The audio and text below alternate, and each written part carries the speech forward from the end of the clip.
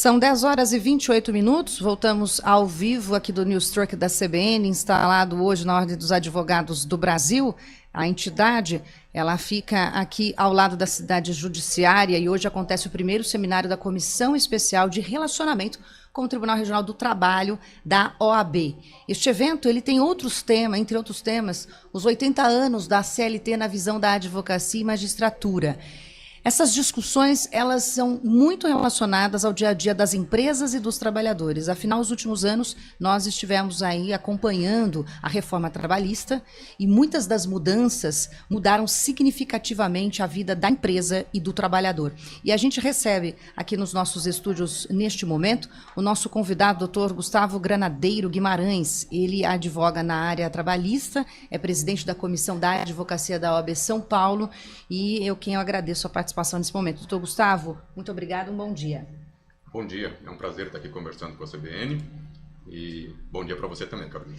Bom, o tema é muito desafiador, nós tivemos nos últimos anos diversas mudanças nas leis trabalhistas e também há muito que se discute sobre a precariedade em algumas profissões novas e algumas situações diferenciadas, como é o caso do funcionamento de aplicativos e outros meios que mudaram a relação de trabalho e podem impactar também em qualidade de vida, segurança e outras questões ligadas ao trabalhador. Mas no caso das empresas, existem alguns pontos das leis após a reforma trabalhista que o senhor considera, até pela experiência que o senhor tem e o que está sendo discutido aqui no seminário, em que as empresas também ficaram mais suscetíveis ou vulneráveis neste contexto? Veja, a reforma trabalhista, ela foi uma reforma de inspiração nitidamente empresarial. Na verdade, houve um movimento justamente para se uniformizar alguns entendimentos que a Justiça do Trabalho tinha em um sentido e o legislador entendeu que deveria ser interpretado de outra forma isso. Mas a gente não pode deixar de lembrar e de ressaltar que muitas pessoas têm a impressão de que a CLT é uma legislação ultrapassada, porque ela é muito antiga. Mas, na verdade, a CLT é a legislação em vigor no país que mais alterações sofreu desde a sua promulgação. Então, ela vem se atualizando constantemente. É claro que a tecnologia, ela impõe novos desafios e apresenta novas realidades que precisam ser tuteladas. Então, daí a importância deste evento que está acontecendo aqui na Casa da Advocacia, aqui na OAB de São Paulo hoje, para que se discuta esse tipo de situação. Mas especialmente porque hoje, e isso eu não posso perder a oportunidade de vir aqui e expor isso, publicamente, inclusive para a compreensão da sociedade civil, é que a Justiça do Trabalho e o direito do trabalho em si está sofrendo um ataque feroz do STF, porque realmente existe uma compreensão dentro do STF de que a Justiça do Trabalho seria extremamente protecionista com o direito dos trabalhadores e que a livre iniciativa deveria prevalecer sobre direitos fundamentais que estão previstos na Constituição. Então, é muito importante que isso seja discutido pela sociedade, porque todo esse, é o que a gente chama como advogados, todo esse arcabouço legislativo, ou toda essa legislação, está em risco, na verdade, a CLT. Porque a prevalecer o entendimento de hoje do STF, no sentido de que as partes podem contratar o que quiserem, ou seja, essa história de terceirização, de pejotização, a própria aplicação da lei trabalhista está em risco. Por quê? Por que um empresário irá contratar alguém como empregado se ele pode contratar como PJ? O STF está entendendo que as partes podem e têm autonomia para negociar neste sentido. Então isso, nós da OAB, inclusive esta semana, publicamos há 10 dias, publicamos uma carta em defesa da competência constitucional da Justiça do Trabalho para que toda essa legislação que foi construída nos últimos 100 anos à custa de muito sangue, suor e lágrimas permaneça válido e os trabalhadores tenham direitos trabalhistas, porque a partir deste entendimento do STF, simplesmente os trabalhadores poderão deixar de ter esses direitos reconhecidos. Doutor Gustavo, interessante o seu ponto de vista, porque o senhor advoga em maior parte as empresas, como me informou aqui. E o senhor fala que a lei, como ela está e como ela existe no Brasil, ela está de acordo com o que deve ser e o que deve ser aplicado. Nessa questão dos relacionamentos, o senhor vê dentro de empresas, ser PJ ou ter direito trabalhista, existem alguns cargos ou funções que aí o senhor consideraria válido esse olhar do Supremo ou não? Nenhum fator o senhor acredita que pode ser considerado? Que existem hoje algumas funções que são diferenciadas, né? O trabalhador ele tem um período menor de atividade, ou realmente isso é uma brecha para que as empresas utilizem de forma equivocada esse recurso e o trabalhador é afetado? Veja, aí eu vou recorrer à lei.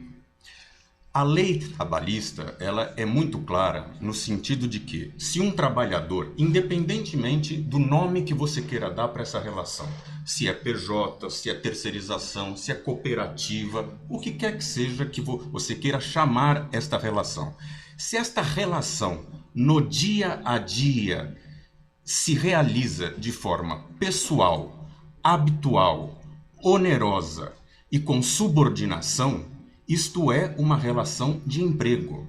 Então, o que não pode acontecer... Não pode dar nomes diferentes exatamente, às coisas. Exatamente, isso, exatamente. O que o direito do trabalho defende é um princípio que é o princípio da primazia da realidade. É aquilo que acontece no dia a dia... Tem que ser de comum da acordo, relação, se sobrepõe àquilo que as partes assinaram. Porque, veja, Carolina, é muito fácil de compreender, não precisa ser especialista em direito do trabalho, que numa relação de trabalho, se uma parte depende economicamente da outra, ela certamente vai se sujeitar a coisas que não se sujeitaria se não tivesse essa dependência. Isso é muito simples de se compreender. É por isso que o direito do trabalho, ele deixa para segundo plano a forma, a formalidade, o que está no documento. Porque o empregador pode impor que o seu empregado assine o que ele quiser. Então, é por isso que o que tem que prevalecer, e aí é que a gente defende a competência da Justiça do Trabalho, que é ela que vai analisar como que esta relação no dia a dia se deu. Se teve pessoalidade, subordinação, onerosidade, habitualidade. E por isso interessante, e até o tema do evento hoje, esse relacionamento com o TRT, porque lá no tribunal essas relações são frequentemente negociadas, verificadas, às vezes investigadas. Tem os acordos agora que eles estão, inclusive, antecipando para que não se arraste pela justiça. Por isso os advogados, então, entendem que esses debates precisam acontecer para ficar nítida essa relação, seria isso? Sim, veja, a Justiça do Trabalho é a justiça, segundo a Constituição, competente para analisar os conflitos oriundos das relações de trabalho. E é esta justiça que o legislador constituinte entendeu que era a justiça vocacionada, competente para fazer esta análise. Infelizmente, o STF está, vamos dizer, exorbitando na sua função constitucional quando vem em uma série de reclamações constitucionais analisando fatos e provas. O que não é concebível é a fraude. E cabe à Justiça do Trabalho analisar, no caso específico de cada trabalhador, se há fraude ou se não há fraude. E aí, isso é independentemente de eu ser advogado que defende empresas. Eu, antes disso, sou advogado e defendo a legalidade, a Constituição. Como advogado, eu jurei defender a Constituição. E é isso que eu farei. Doutor Gustavo, o evento ele teve essa mesa aqui de abertura e depois existe uma série de convidados que foram chamados aqui para poder falar. Existe até uma expectativa de alguns convidados que possam trazer o olhar, por exemplo, do Tribunal, né, Superior do Trabalho, que é o caso do ministro Evandro Pereira Valadão. Tem também o ex-ministro do Trabalho, ex-presidente do TST, o Almir Pazianotto, a quem já tive a oportunidade de entrevistá-lo por várias vezes, e com a mediação da doutora Ana Paula Lockman, que é do TRT 15. Essa troca de informações com as outras esferas tem contribuído para o advogado? Porque muitas das vezes ali com a causa na mão e tendo que fazer a deliberação, o discurso para poder fazer a defesa tanto da empresa quanto do trabalhador, existem também muitas interpretações da lei, né, doutor? Sim, claro que sim, isso é natural, né? O direito vive de troca de ideias, de teses. Então, este relacionamento próximo entre a advocacia e a magistratura é sempre muito rico, muito importante, ainda que por muitas vezes a gente tenha pautas antagônicas que não são as mesmas, e daí a gente vê essa importância do que alguns que estão nos ouvindo poderão dizer o seguinte: o doutor está defendendo aí uma bandeira verde e amarela, porque nós tivemos recentemente, doutor, eu sou jornalista, preciso fazer imparcialidade aqui. Nós tivemos um enfrentamento político muito intenso, que continua, prevalece mesmo com um governo sendo trocado, e o senhor traz aqui uma posição política também. Não, sim, claro. Veja, as instituições precisam ser respeitadas antes de qualquer coisa. E acima delas, a Constituição. Então, eu acho que assim, este relacionamento amistoso, urbano, civil entre as instituições é mais do que necessária. Hoje em dia, a gente tem visto no noticiário, ontem mesmo, enfrentamento entre as instituições, mas o que há de prevalecer é o bom senso, o diálogo e, acima de tudo, o respeito à lei. Quero agradecer a participação do doutor Gustavo Granadeiro Guimarães, ele é advogado na área trabalhista, presidente da Comissão da Advocacia da OAB São Paulo, que está aqui na cidade de Campinas hoje, na Casa do Advogado, aqui em Campinas, para o primeiro seminário de Comissão Especial de Relacionamento com o Tribunal Regional do Trabalho da OAB São Paulo. Este evento, ele prossegue durante todo o dia e a gente agradece aqui, pelo menos ali até às 3, 4 horas da tarde, os senhores devem ficar por aqui, né? Doutor, muito obrigada pela entrevista e pela troca de ideias. Eu que agradeço. Um abraço para os ouvintes da CBN. Vamos para o intervalo, a gente volta já já. A temporada 2023